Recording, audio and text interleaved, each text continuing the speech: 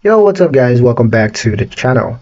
You want to know if your budget will keep you in the green? Well, let's forecast your future cash flow in Empower. I'm going to show you exactly how to forecast cash flow based on current budget on Empower in under 2 minutes.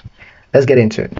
The first step is to go to the cash flow section. So on your mobile app, on Empower's mobile app, you're going to go on your dashboard and then click cash flow to see your income and expenses.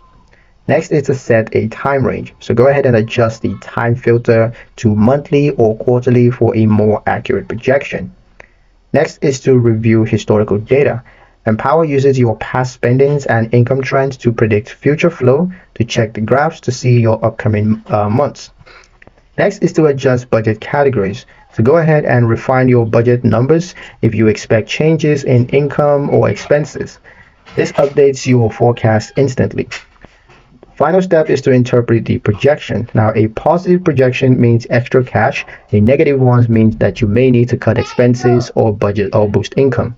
And that's pretty much it for the video, guys. Hope you liked it. Hope you found the information here useful enough. If you did, like, share, and subscribe for more helpful tutorials. Thank you guys for watching, and I'll see you in the next one.